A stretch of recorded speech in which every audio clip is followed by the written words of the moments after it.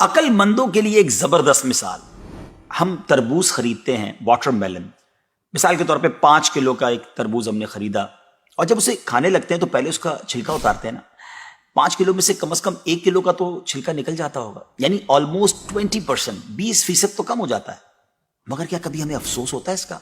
کیا ہم سوچتے ہیں کہ ہم نے تو تربوز چھلکے کے ساتھ خریدا ہے، چلو آج چھلکے کے ساتھ ہی کھا لیتے ہیں؟ ایسا نہیں کرتے نا. اسی طرح مالٹے کا بھی حال ہے کہ ہم خوشی خوشی سے اس کا چھلکا اتار دیتے ہیں، حالانکہ ہم نے چھلکے سمیت خریدا ہوتا ہے، مگر اس چھلکے کو پھینکتے ہوئے ہمیں کوئی تکلیف نہیں ہوتی. یہی حال مختلف پھل اور سبزیوں کا ہے.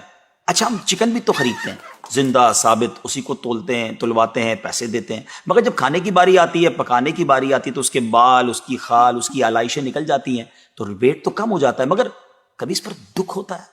نہیں نا.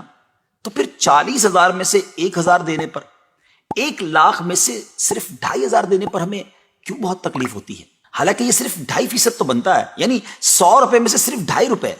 یہ تربوز، کیلے، آم اور مالٹے کے چھلکے اور گٹلی سے تو بہت کم ہے نا. اسی تو زکوٰۃ فرمایا گیا. ہاں، ایک اور بات، سال میں ایک ہی بار دینا ہوتا ہے. مالٹے کا، تربوز کا تو ہر بار چھلکا اتارنا ہوتا ہے نا. یہ 100 روپے میں سے 2.5 روپے یا 1,00,000 میں سے 2,500 روپے سال میں ایک ہی بار دینا ہوتا ہے، اور اسی کو زکوٰۃ کہا گیا. کیا برکت والا کام ہے یہ. مال بھی پاک، ایمان بھی پاک، دل اور جسم بھی پاک، اور معاشرہ بھی خوشحال. اتنی معمولی رقم، یعنی 40 روپے میں سے صرف 1 روپے، اور فائدے کتنے زیادہ، اجر کتنا زیادہ، برکت کتنی زیادہ. تو اب اپنی زکوٰۃ ہم نے پوری دینی ہے.